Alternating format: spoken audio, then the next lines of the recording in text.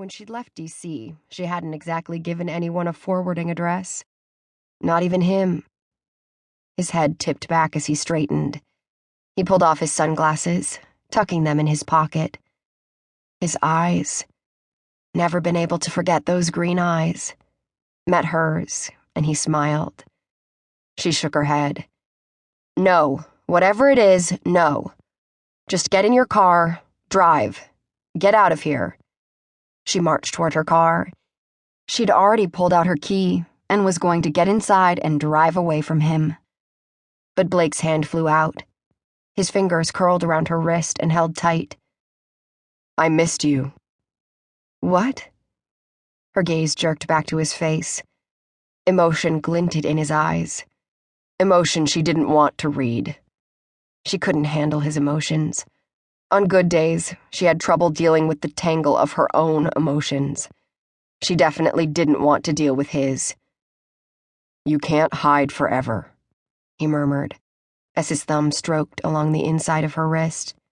Her pulse immediately increased beneath his touch. I'm not hiding. She could tell lies so easily these days. I'm living a civilian life. There's a difference. Because her suspension had quickly turned into unemployment. Sure, her profile of the sorority slasher had been proved accurate. She had perfectly described the perp they were after. But she'd been found in a serial killer's house. A killer who'd gotten away on her watch. And on his way out of town, Cameron had killed again. He'd stabbed a cop who'd made the mistake of pulling him over when Cameron had been racing away from the scene. Bass had blamed her for that death. He'd blamed her for plenty of things. The fact that she'd been found in Cameron's house, wearing only her shirt and underwear. Yes, gossip had spread in the ranks quickly enough about that situation.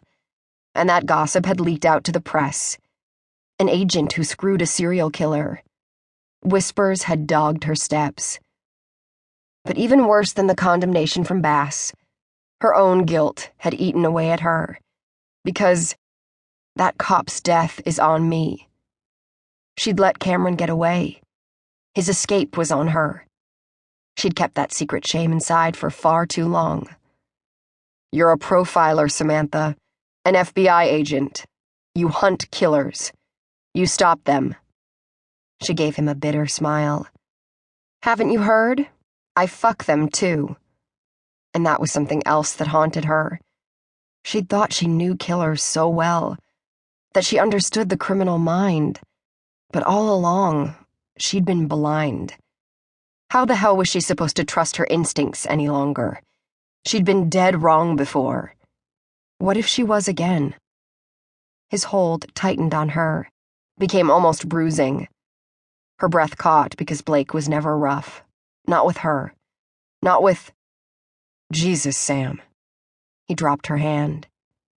Just seeing him hurt right then. She'd walked away from D.C. for a reason. She sure hadn't intended to be seeing Blake again anytime soon.